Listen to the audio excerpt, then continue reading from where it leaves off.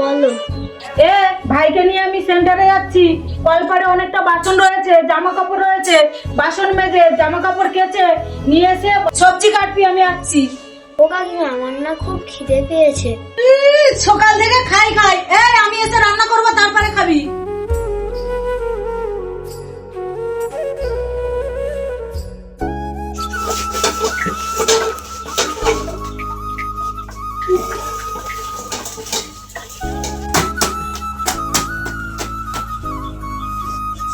মা, তুমি কোথায়? আমার খুব কষ্ট হচ্ছে, আমি তোমার কাছে যেতে চাই। মা, আমি তোমার কাছে যেতে চাই।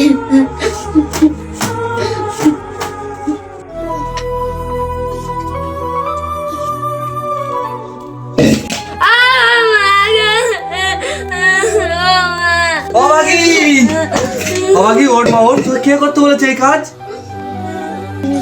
কাকিমা সেন্টারে গেছে আর আমাকে সব কাজ করতে বলে গেছে।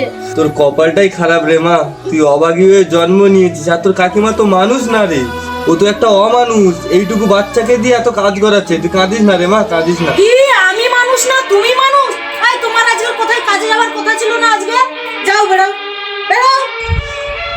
হ্যাঁ চল, আমি এক্ষুনি কাজে বেরিয়ে যাবো 1 মাসের জন্য। তুমি অন্তত অভাগীকে একটু ভালোবেসো। সাবধানে থাকিস রে মা।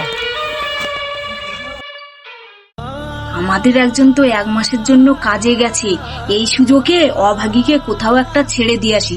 আসলে বলবো একা একা কোথায় বেরিয়ে গেছে, এখানে থাকলে তো সম্পত্তির ভাগ নেবে। অভাগী। হ্যাঁ বলো কাকিমা। চ, তোর ভাইকে স্কুলে দিয়ে এসছি না, নিয়ে আসতে যাবো। চ। তুমি আমাকে নিয়ে যাবে? হ্যাঁ, তুই আমাকে এত খারাপ ভাবিস? তুই তো কোনোদিন কোথাও বেরোসনি। চ, আমার সাথে চ। আর কত দূর? আমি তারা হাঁটতে পারছি না, খুব জোরে খিদে পেয়েছে। এখনো অনেক দূর। এখানে তো কোনো দোকান টোকান দেখতে পাচ্ছি না। সেই অনেক দূরে একটা দোকান দেখে এসেছিলাম। ঠিক আছে, তুই এখানে বস, আমি তোর জন্য খাবার নিয়ে আসছি। সব করে আসবে? হ্যাঁ। আমি কোথায়? এখনো তো আসেনি, আমার খুব ভয় করছে। আমি কোথায় যাব?